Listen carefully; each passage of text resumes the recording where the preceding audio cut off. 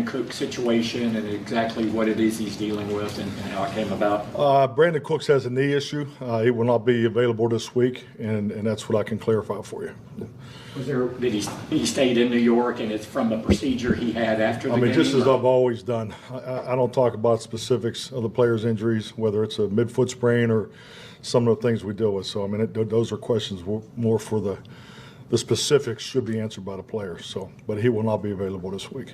As far as you're surprised you're dealing with this, is that a fair thing to say coming out of the game?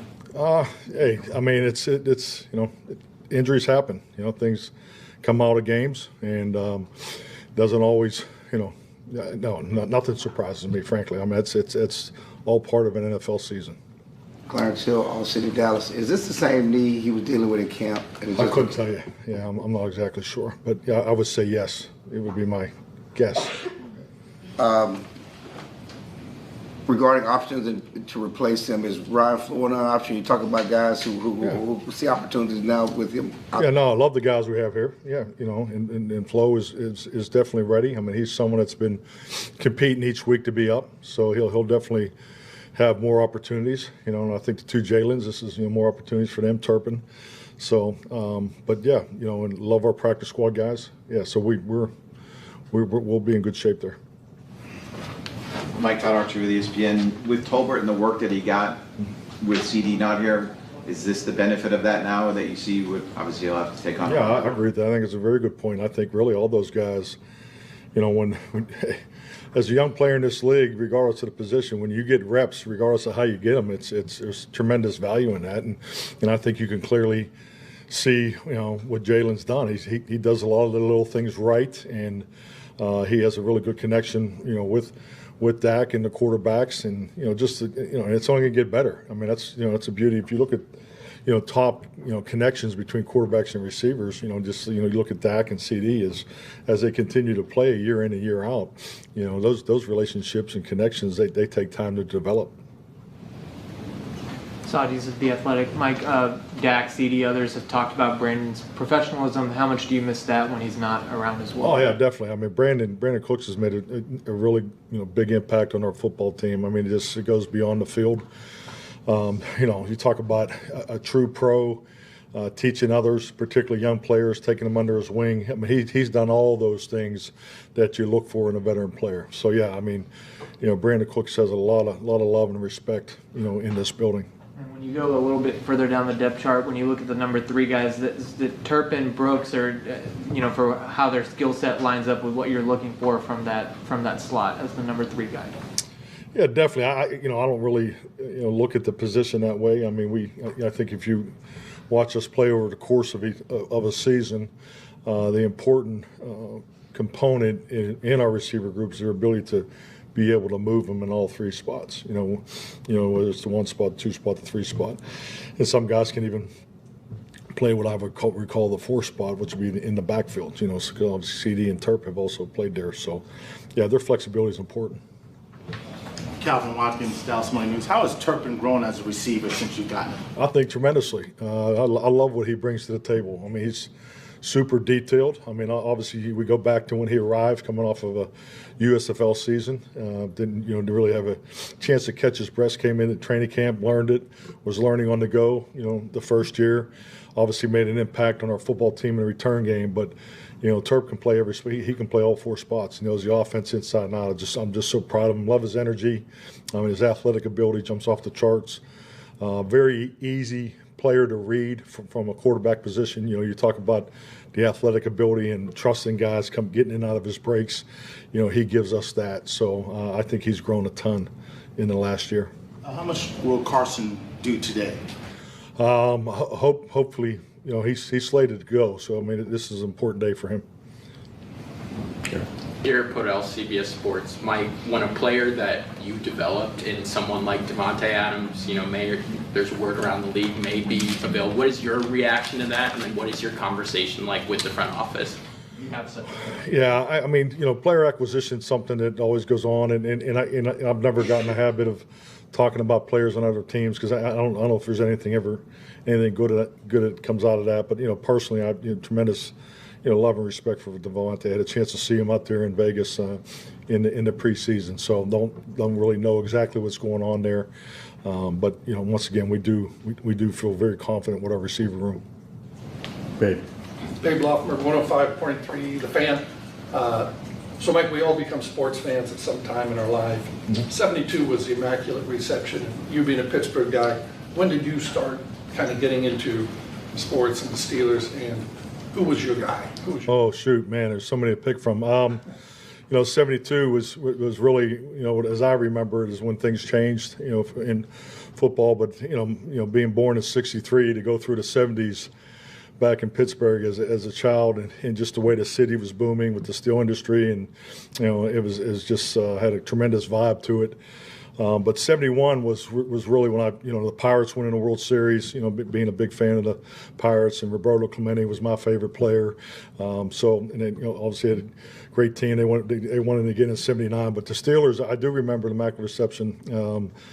And where I was, but that kind of changed. That changed everything. Because I can remember the Steelers losing the year before to the Dolphins, and that was a crushing win because especially because they haven't won in quite some time. So, but that's when it changed, and the Steelers, the Raiders, and then the Cowboys, and I was a big Tony Dorsett fan, still am, and when they won the national championship at Pitt, because I live very close to the University of Pittsburgh, and watching Tony Dorsett go through Pitt, and then. A normal day for us back then was you watch the Steelers at 1 o'clock and you watch the Cowboys at 4 o'clock. So those are great years. 4 Super Bowls, 2 World Series, a national championship. So that was a great time to be a kid in Pittsburgh. Benny Cunningham, being a tight end. Benny Cunningham, yeah, big Benny, yeah. Aaron Cousins, Lone Star Live. What drew you to KJ Henry, who you signed, and how quickly do you anticipate him? It really goes back to he was someone who was on our radar earlier too. Going through training camp, and and it's like going off a little bit we talked about earlier. You're always looking at players. You're always building that list and so forth, and so it's someone the personnel department had their eye on, and we just feel like he's a good fit for us. Sydney. Coach, you said that you remember where you were when the Immaculate Reception happened. Where were you? In my parents' home, in the living room, watching it on. And I do recall, I think it was black and white TV still. So because it was a big deal when the Wizard of Oz was on TV back then. So I remember we used to have to go across the street to the Tomasevich's house to watch because we didn't have color TV back then. So, but yeah, no, I think just like everybody, you didn't really believe it until you saw the replay. So, but yeah, that was obviously a historical play in the Steeler history. You have the rabbit ears on the television. Oh yeah. So. You were the channel changer, right? No. Jane. Jane Slater, NFL Network. Coach, given the fact that it's week 4 and you've got these injuries to 3 key players on your team, how do you keep this locker room galvanized and invested in the game right now? Because I can imagine that not just one of those alone would be tough, but all 3 can feel a little deflating if you're not careful. Frankly, Jan, I think it's the total opposite of the tone of your question, not in a positive sense. I think it's a great opportunity for the others. I mean, it's very apparent. I mean, you walk into your team meeting and you got, D-Law and Micah sitting in the front row because of, injuries that they're dealing with. But it's a great opportunity for others, and we're excited about it. We took a step in New York, had a chance to catch our breath. Obviously, injuries are part of it. You never want to lose any of your guys, especially your top guys. But this is a great opportunity to show the quality of our football team, and we're excited about this opportunity. Can you expand on that? How important it is to have DeMarcus and Micah sitting in those meetings front row despite the injuries, and how are they helping with some of the other guys step up? Yeah, definitely. I mean, they're still a big part of our team. That hasn't changed. So they're still here every day. They're obviously going through the treatment process and so forth. But yeah, it's all about the journey. I mean, we got a lot of football in front of us. Claire. Well, Jane took my question because I was going to ask the tone same Okay. question. So All right. I do like how you said Dorset instead of Dorset like we said down here. Yeah. You changed it. We can get away with a lot of things in Pittsburgh because of our accent. So, yeah. So I don't know if our English teachers are proud of it, but back No, I in the think day, he changed it after the draft to the he Heisman. did. He Yeah, I did think change he it. changed Yes, exactly. Time. Mike, you've had Lawson up the last couple of weeks. Yeah. What do you like about what he's done? And obviously, he's probably got to do some more. I love the physicality of his game. Obviously, him coming late to camp, and that's something you notice right away. You can ask our offensive tackles. They just the competition that we've had since he's been there. So, and I think now he's into our scheme. He played some in the past with Paul, but yeah, I mean he plays the right way. I love his temperament, but just a physical player. With Bland, is his window open this week, or do you kind of wait a little? Yeah, we're waiting to get some more information off of the workout with Britt. So we're working towards that. Dave. With Guyton, like you said, he's played pretty well overall, but has some of the holding calls. And how do you balance going into a game where you're going to attack a young rookie tackle anyway? Are they more likely to attack him because he has some of those penalties and you have to be aware of that? Shade help at times, or just how do you approach it overall? I mean, I think they're definitely aware, but the way their edge pieces play, they've been playing up there that way for three decades, since 1992 when that defense went in. So that's not going to change regardless of who's playing tackle. But as far as the penalties and that's what self-scout's for.